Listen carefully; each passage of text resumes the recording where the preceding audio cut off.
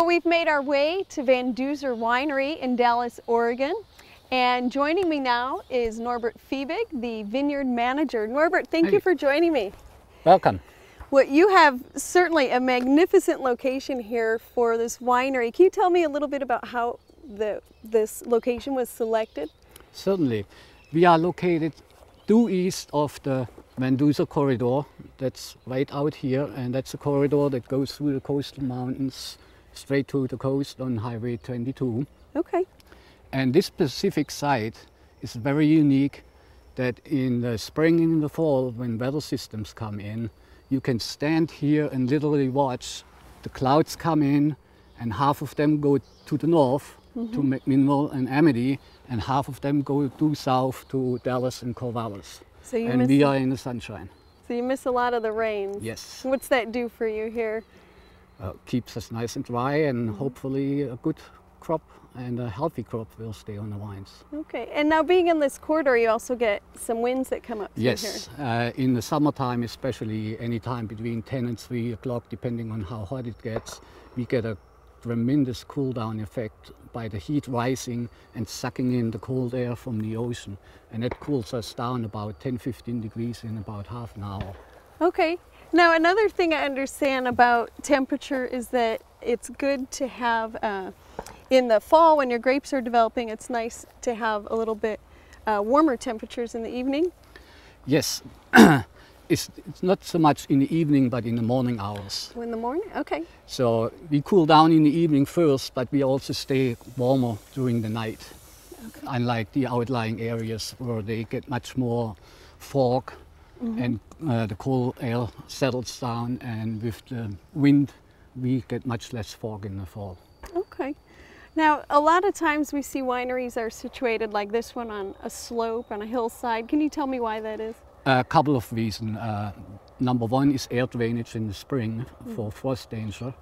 Number two, it's in Oregon we get a lot of rain. So if you're on a slope, the water drains much better because the grapes cannot stand wet feet in the spring. Okay. So, and down there you see one of our irrigation ponds, and we collect all the runoff water from the vineyard down there and use it for irrigation. Excellent. Well, let's go look at some of those other management practices. Okay.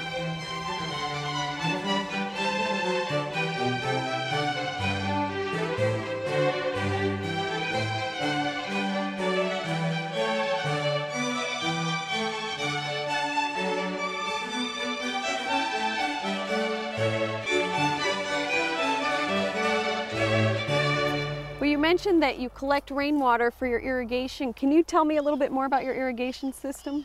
Yes, it's pretty unique, I think. In the first 3 years, we install one line for each vine. It has a drip emitter. There's one right here. Okay. And after the 3rd year, we install a second line, and then we go after the weak spots in the vineyard. And only the weak vines will get an emitter that allows us to save a lot of water without over-irrigating everybody.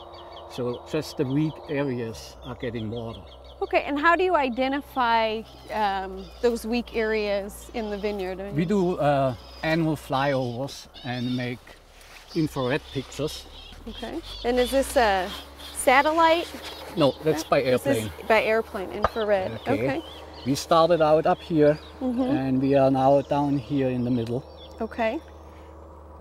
And you see that blue area right here? Yes. That's an area of weak vines. And we are right here where the vines are healthy and don't need water. Okay. So, can you just describe those a little bit?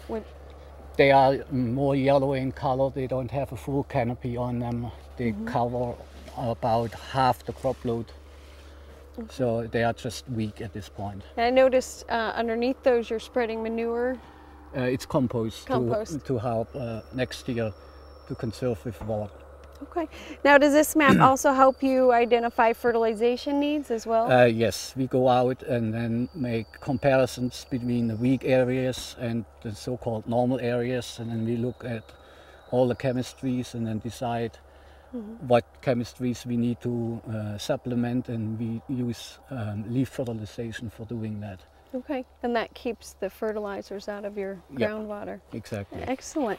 And it's much cheaper that way too. Oh, okay. I notice you have just immaculately beautiful vines, very little disease. What are some of the secrets to that?